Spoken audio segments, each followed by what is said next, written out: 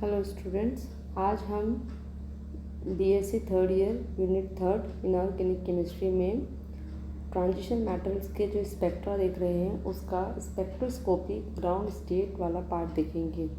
मतलब जब हम स्पेक्ट्रोस्कोपी की बात करते हैं तो हमारा एक जो लेवल होगा वो ग्राउंड स्टेट होगा, जो दूसरा लेवल होगा वो एक्साइटेड स्टेट होगा। तो हमारे जितने भी एनर्जी टर्म्स आते हैं उसमें से कौन सा ग्राउंड लेवल का होगा और कौन से एक्साइटेड स्टेट के होंगे, ये पता लगाना बहुत ज़रूरी है, तभी हम ट्रांजिशंस को डिफाइन कर सकते हैं। तो आज हम पढ़ेंगे स्पेक्ट्रोस्कोपी ग्राउंड स्टेट। इसमें क्या होता है, अगर आपको ध्यान हो तो हमें जैसे कि कोई एक कॉन्फ़िगरेशन दिया हुआ हो लिथियम का जो कि 2p1 हो, तो अगर मैं चाहूँ तो उस एक इलेक्ट्रॉन को फर्स्ट px में रख सकती हूँ, सेकेंड py में भी रख सकती हूँ, थर्ड pz में भी रख सकती हूँ। और तीनों ही कंडीशन में रखने के बाद अगर हम उसकी स्टेट को निकालेंगे, जो कि उसकी स्टेट्स आती हैं वो आएंगी, एक इलेक्ट्रॉन की जो स्टेट आएगी वो +½ आ सकती है, -½ आ सकती है। अगर इसमें रखेंगे तो भी +½ आ सकती है, -½ आ सकती है। अगर Z में रखेंगे तो भी +½ आ सकती है, -½ आ सकती है। इसका मतलब ये है कि 2px विन्यास के लिए इलेक्ट्रॉन की कुछ 6 अवस्थाएं संभव हैं, जिनको कि हम माइक्रो स्टेट्स कहते हैं।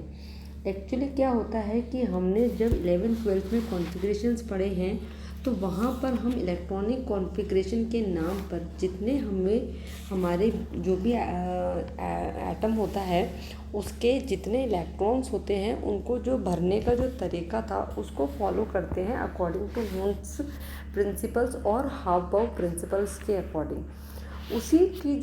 उसी का जो डिटेल स्टडी है, जिसके जो इलेक्ट्रॉनिक स्पेक्ट्रा आने के बाद आया, वो है माइक्रोस्टेट। मतलब कि आप एक इलेक्ट्रॉन को कितने तरीके से कितनी जगह पर भर सकते हैं, इसी चीज़ को हम माइक्रोस्टेट कहते हैं। तो यहाँ पर अगर मैंने एक इलेक्ट्रॉन को इस तरीके से रखा तो अगर मैं इस इलेक्ट्रॉन को सीधा रखूँगी तो +½ आएगी, उल्टा रखूँगी तो -½ आएगी। इसका मतलब एक इलेक्ट्रॉन के लिए px में रखने पे 2 कंडीशंस हो सकती हैं, इसी तरीके से py में हो सकती है, इसी तरीके से pz में हो सकती है। तो मैंने इसीलिए कहा कि यहाँ पर 6 इसकी सूक्ष्म अवस्थाएं या कि माइक्रोस्टेट्स हो सकती हैं। और ये जितनी भी सूक्ष्म अवस्थाएं होती हैं इनको हम अपभ्रंश का पद 2p द्वारा प्रदर्शित करते हैं। मतलब अपभ्रंश हमने इसलिए कहा है कि वो सबके सब एक एनर्जी लेवल्स पे होती हैं। अब अगर आपका जो इलेक्ट्रॉन्स हैं तथा कक्षकों की संख्या बढ़ने की स्थिति में जटिलता तेज़ी से बढ़ने लगेगी। यहाँ आप देख रहे होंगे तो आपने खाली एक इलेक्ट्रॉन की बात करी थी और उस इलेक्ट्रॉन को भी आपने केवल p वाले ऑर्बिटल्स में भरा था, जो हमारा बहुत सिंपलेस्ट ऑर्बिटल्स होता है। इसके बाद जो d f होते हैं उसमें नंबर ऑफ ऑर्बिटल्स बढ़ जाते हैं, 5 हो जाते हैं, फिर 7 हो जाते हैं, फिर और आगे तक बढ़ जाते हैं। और जब अगर इसमें हम इलेक्ट्रॉन्स की संख्या भी बढ़ती है तो ये जो माइक्रोस्टेट्स निकाली है इनमें बहुत कॉम्प्लिकेशंस आ जाते हैं, इनमें बहुत सारे टर्म्स शामिल हो जाते हैं। जैसा कि अगर एग्जांपल हम देखें, अगर मैंने P2 का देखा है तो 2 इलेक्ट्रॉन को 15 प्रकार से रखा जा सकता है। हमने यहाँ सिर्फ एक इलेक्ट्रॉन की बात करी थी, जबकि मैं अब 2 इलेक्ट्रॉन्स की बात कर रहे हैं, तो उसको रखने के जो तरीका हो गए सीधे 15 हो गए। तो इस तरीके से हम देख रहे हैं कि एक ही इलेक्ट्रॉन में अगर हम बात करें तो 6 प्रकार से, और 2 इलेक्ट्रॉन में बात करें तो 15 प्रकार की से हम उसे रख सकते हैं। जबकि जो हम 11th-12th में पढ़ते हैं इलेक्ट्रॉनिक कॉन्फ़िगरेशन, उसमें हम जो भरते हैं इलेक्ट्रॉनों को भरने का जो तरीका होता है वो हम 1s 2s 2p इस तरीके से भरते हुए चले जाते हैं। यद्यपि अगर आप देखें तो तीनों p कक्षों की ऊर्जा समान होती है, तथापि इनमें 2 इलेक्ट्रॉन के प्रवेश से उनकी पारस्परिक क्रिया के फलस्वरूप तीनों ऊर्जा अवस्थाएं प्राप्त हो जाती हैं। मतलब अगर आप देखेंगे तो इनके जो ऊर्जा स्तर है वो हमने ऊपर भी बोला कि वो डिजेनरेट लेवल पे रहते हैं, मतलब ऊर्जा उनकी समान रहती है।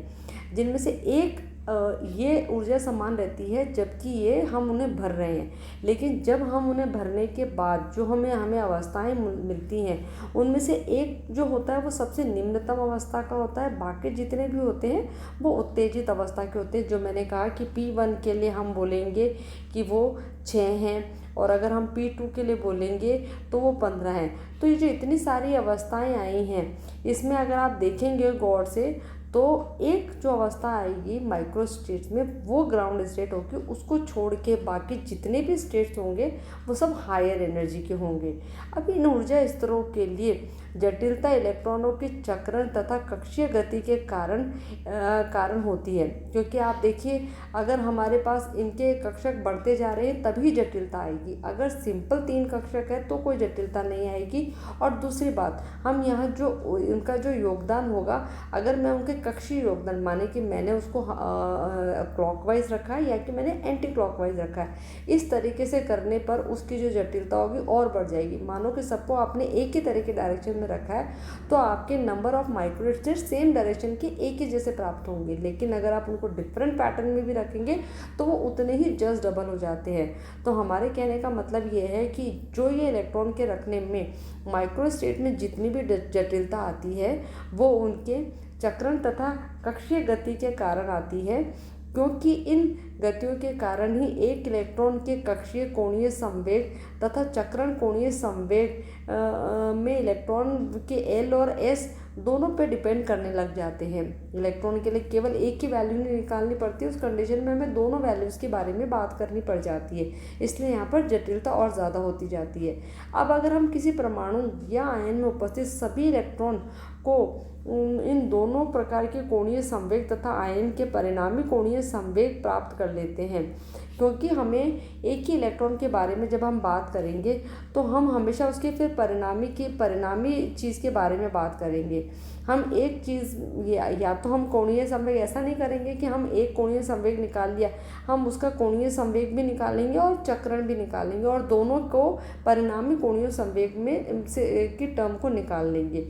अब क्या होता है कि एक इलेक्ट्रॉन में जब कोई दिक्कत नहीं, लेकिन अगर आपको बहु इलेक्ट्रॉन है तो परिणामी कोणीय संवेग निकालने के लिए हमें एक फॉर्मूला लगाना पड़ते, 2 फॉर्मूले लगाने पड़ते हैं और उनसे हम उनके रिजल्टेंट एंगुलर मोमेंटम की वैल्यू कैलकुलेट करते हैं। इसी चीज़ को जिसमें कि हमने चक्रण और कक्षीय दोनों को मिला दिया, इसी बात को हम कपलिंग बोलते हैं और हिंदी में इसको युग्मन बोलते हैं। ये कपलिंग करने का जो तरीका होता है वो 2 तरीके से हो जाता है, एक तो जे कपलिंग हो जाता है और LS कपलिंग हो जाता है।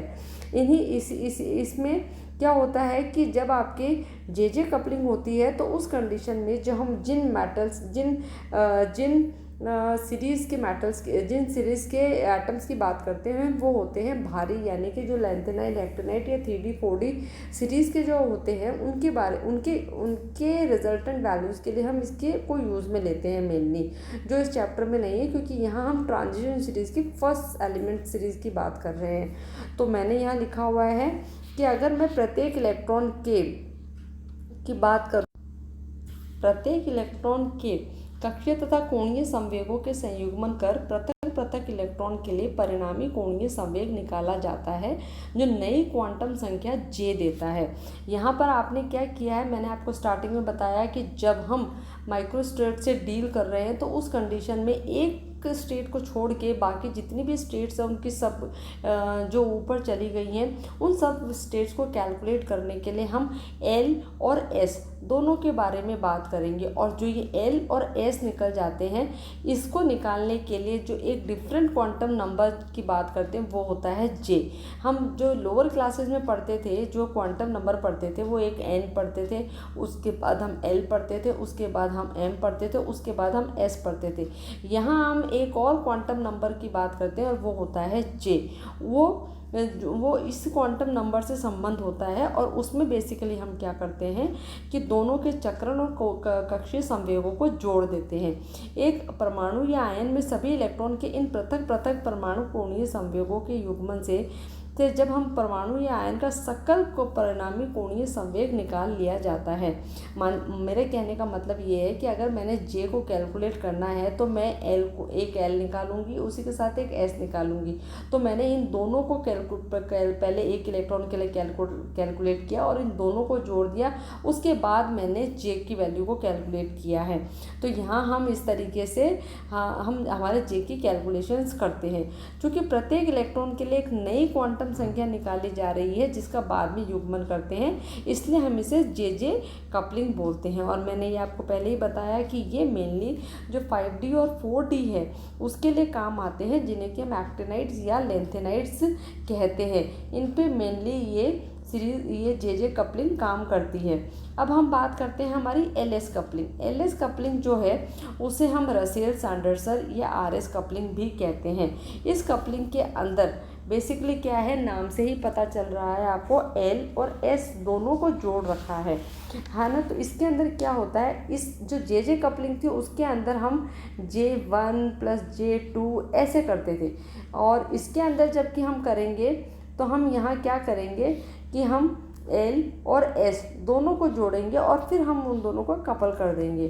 तो इसमें क्या करेंगे, आइए चलिए देखते हैं। इस विधि के अंदर हम क्या करते हैं कि जो किसी एक सभी इलेक्ट्रॉनों के लिए चक्रण कोणीय संवेगों के एक साथ युग्मन कर परमाणु के लिए परिणामी कोणीय संवेग ज्ञात कर लिया जाता है, और फिर पृथक पृथक इलेक्ट्रॉनों के कक्षीय कोणीय संवेगों के युग्मन से परिणामी कक्षीय कोणीय संवेग प्राप्त कर लिया जाता है। मेरे कहने का मतलब ये है कि मैंने पहले जे को कैलकुलेट करना है, तो पहले एक का हमने निकाला कक्षीय, फिर हमने निकाला चक्रण, दोनों मिल गए। उसके बाद दूसरे किसी इलेक्ट्रॉन का हमने कक्षीय निकाला, फिर हमने उसका निकाला चक्रण। इस तरीके से हम आगे चलते जाते हैं और हमारे को वैल्यूज़ मिलती जाती हैं। तो ये जो टोटल होता है इसको हम सकल या परिणामी कक्षीय कोणीय संवेग बोल देते हैं। इस तरीके से हम इसकी कैलकुलेशंस को करते हैं। अब आप देखिए इसमें क्या होता है कि ये हमने बेसिकली जो किया है वो हमने जो हमारी 3D जो सीरीज़ है उसके मेटल के उसके एटम्स के लिए करते हैं। मेनली जो ट्रांजिशन मेटल्स होते हैं उन्हीं के लिए हम इसको काम में लेते हैं। अच्छा, इसके अंदर क्या होता है कि जो LS कपलिंग करने के बाद जो किसी एक इलेक्ट्रॉन के टोटल ओरिएंटेशन या जिसे हम अभिविन्यास कहते हैं उनकी जो वैल्यू आएगी वो 2s+1 आएगी। ये मैं अभी आपको कैलकुलेट करके दिखाऊंगी कि कैसे इस वैल्यू को रखने के बाद, मतलब अगर आपको किसी का S मालूम है तो आप यहाँ रख के देख लीजिए, उतनी ही वैल्यूज़ उसकी वहाँ हमें मिलेंगी। अभी हम आपको ये न्यूमेरिकल में करके दिखाऊंगी कि कैसे मिलेंगी। अब इसमें मेनली हमें जो कैलकुलेट करने हैं, हमें L निकालना आना चाहिए, हमें S निकालना आना चाहिए, और इन दोनों को निकालने के बाद हमें J को कैलकुलेट करना आना चाहिए। आइए हम इसको देखते हैं कि हम कैसे कैलकुलेट कर पाएंगे इसको। इसमें क्या होता है कि अगर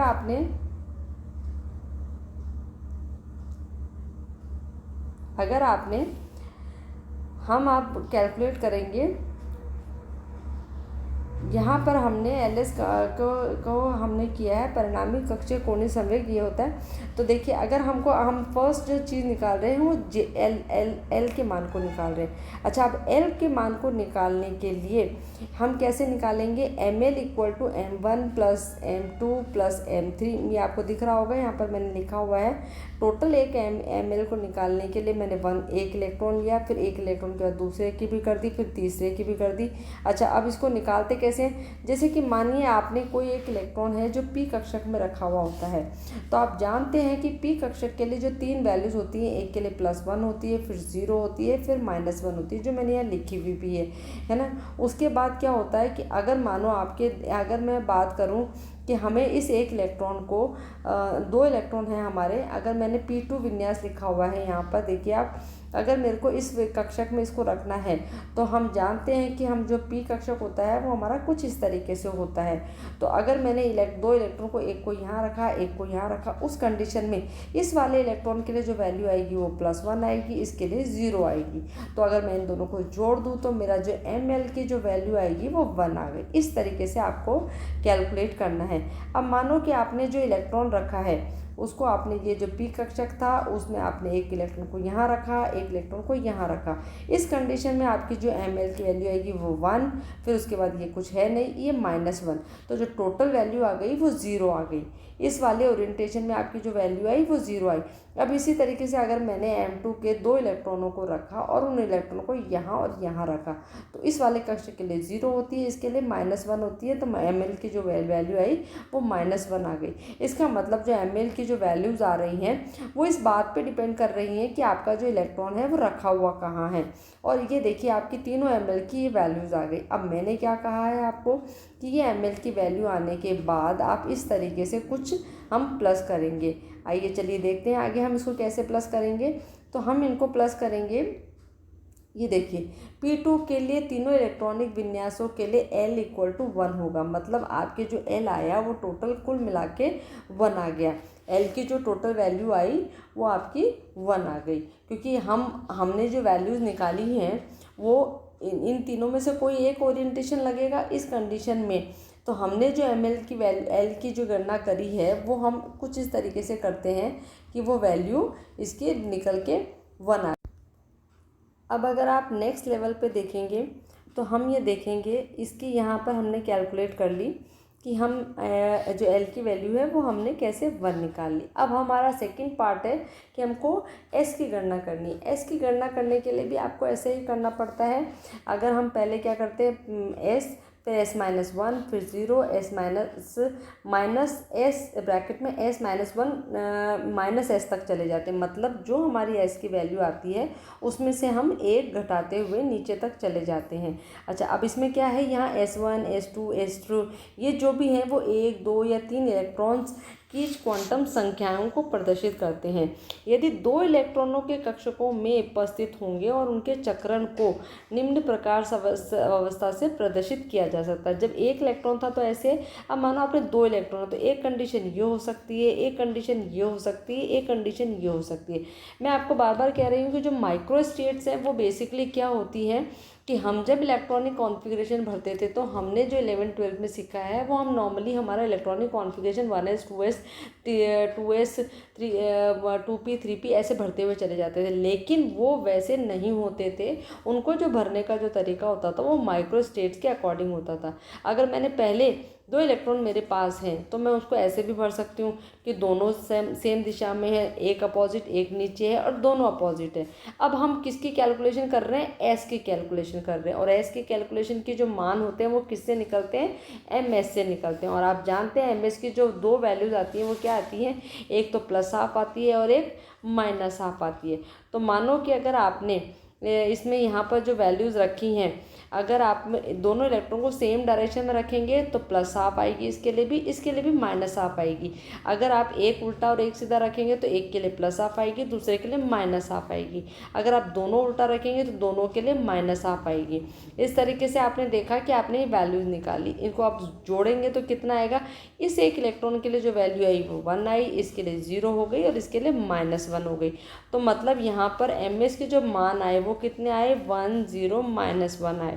इस तरीके से एम एस के जो मान होते हैं वो इसके 3 घटक हो गए। अतः एस का जो मान आएगा, टोटल जो एस का मान आएगा वो 1 आ जाएगा। इस तरीके से हमने यहाँ प्रूव किया है कि एस की वैल्यू हमने कैसे 1 निकाली है। अब आप ये देखिए कि अगर मेरा ये एस की मान 1 है तो मैं अगर 2s + 1 में अगर 1 को रखने की कोशिश करूँगी तो मैंने यहाँ 1 को रखा तो 1 आया +1 आ गया। इसका मतलब यहाँ टोटल 3 वैल्यूज़ आनी चाहिए थी, या कि मैं ये कहूँ 3 अभिविन्यास होने चाहिए थे। और वो हमने आपको दिखाया भी है कि इसके 3 अभिविन्यास होते हैं कैसे। एक तो होता है +1 का, एक होता है 0 का, एक होता है -1 का।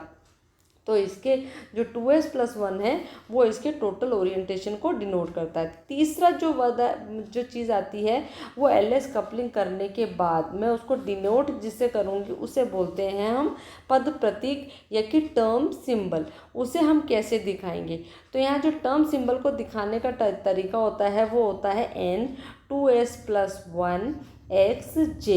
इसका मतलब यहाँ s मैं आपको बता चुकी कैसे निकालेंगे, j भी बताएंगे हम आपको। और n जो होता है वो मुख्य क्वांटम नंबर या कि प्रिंसिपल क्वांटम नंबर होता है।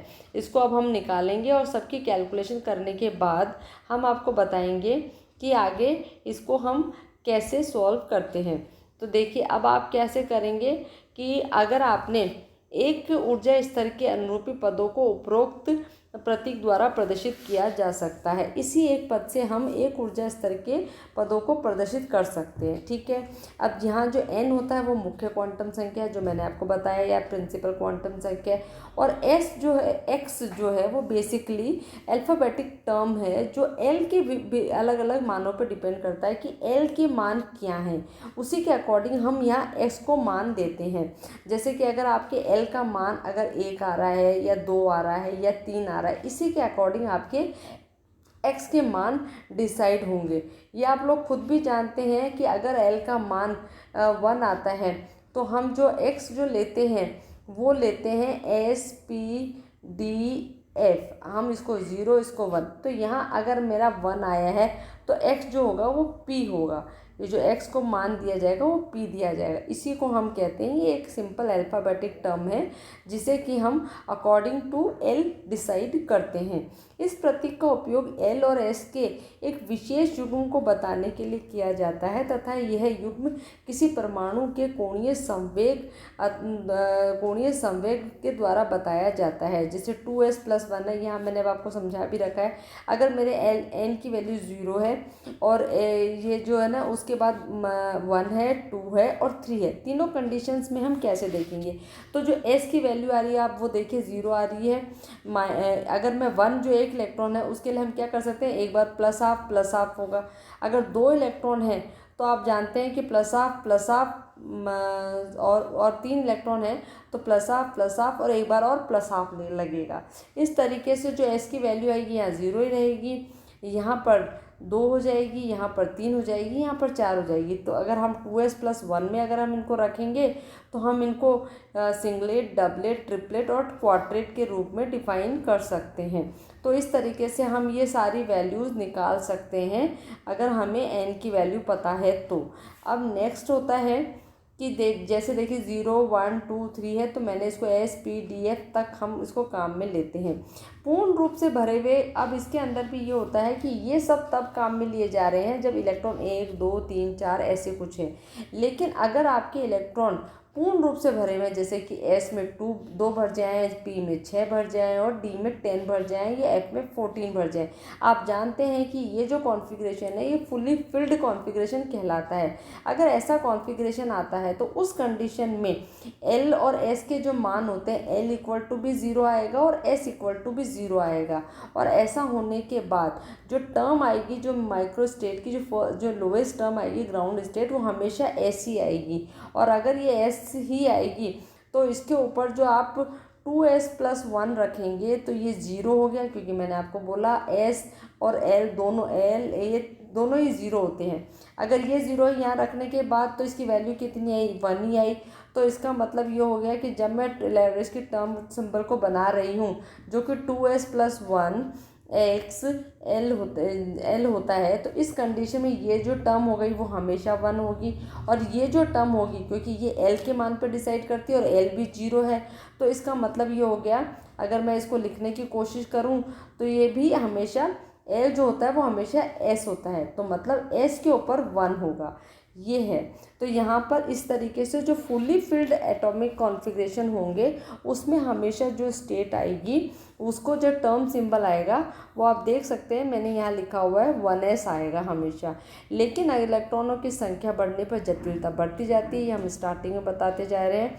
जैसे कि अगर आप 2p और 2p और 2 4 में देखिए आप कितने सारे टर्म्स बढ़ते जा रहे हैं। इसमें जो टर्म्स हैं उनके नाम दिए हुए हैं 3p, 1d, 1s। और अगर आप d के टर्म देखेंगे तो वो जो टर्म्स आ रहे हैं वो 3f, 3p, 1d, 1g, 1d, 1s ऐसे करके ये टर्म्स सारे बढ़ते जा रहे हैं।